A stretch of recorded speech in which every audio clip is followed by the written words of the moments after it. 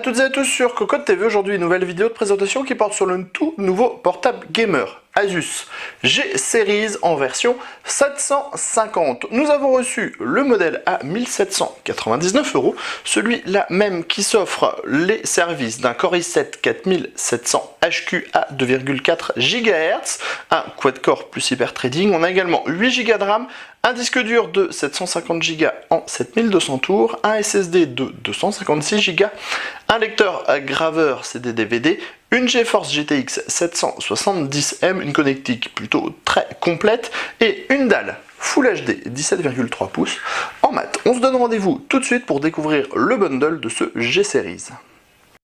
Avec ce G750, du moins pour notre version d'évaluation, vous trouverez les différents manuels, le CD avec tous les pilotes, les utilitaires, un petit scratch pour les câbles par exemple, du chargeur qui on le voit a énormément gagné en taille, on vous en parlait déjà dans la news consacrée à ce G750 que nous étions à la boule pour l'événement presse d'Asus. On a également le câble d'alimentation et quelques petits autocollants Asus Republic of Gamer à coller où vous voudrez, ça c'est toujours sympathique. On se donne rendez-vous tout de suite pour découvrir la machine dans son intégralité. Commençons notre tour du propriétaire par le dessus. On retrouve comme toujours le design avion furtif si cher à Asus sur ces machines de type gamer. Sur le dessus, on a un revêtement plastique légèrement soft touché, pas trop, juste ce qu'il faut, avec un logo Asus et le logo Republic of Gamer qui s'illuminera de blanc une fois la machine en route. À l'arrière, on le voit, on a une très large charnière, ce qui devrait permettre d'avoir un bon maintien de la dalle et surtout une bonne résistance dans le temps. À l'avant, on trouve uniquement la petite ouverture qui permettra de soulever l'écran, c'est toujours plus pratique que d'avoir un bord totalement plat, et on a les différentes diodes d'activité sur lesquelles nous allons revenir un peu plus tard.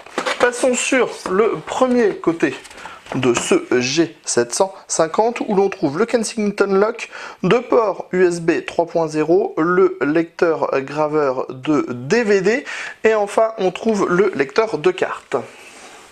À l'arrière, on retrouve les ouïes d'aération typiques au G750. On a toujours un petit peu ce design Lamborghini, on a beau dire de derrière, on dirait une voiture. Et on voit, on a un petit plus ici avec le logo Republic of Gamer.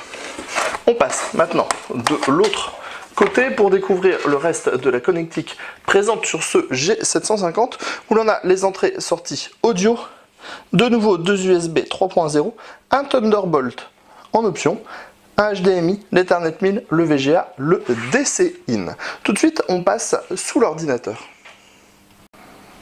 Sous notre G750, nous allons trouver 4 pieds en caoutchouc. Un petit pied en caoutchouc aussi à ce niveau-là, au niveau de la batterie. Batterie qui est amovible et qui propose 4900 mAh, 5900 mAh. On a également le caisson de basse, ici, qui est associé à deux autres haut-parleurs qu'on retrouvera au niveau du palmarès. Et on a ici la trappe d'accès pour les composants. Alors, on ne pourra pas accéder à tous les composants. On trouve les slots pour les barrettes mémoire. On a deux slots qui sont déjà occupés sous le clavier avec deux barrettes de 4 Go. On pourra rajouter deux autres barrettes pour un total de 16 Go.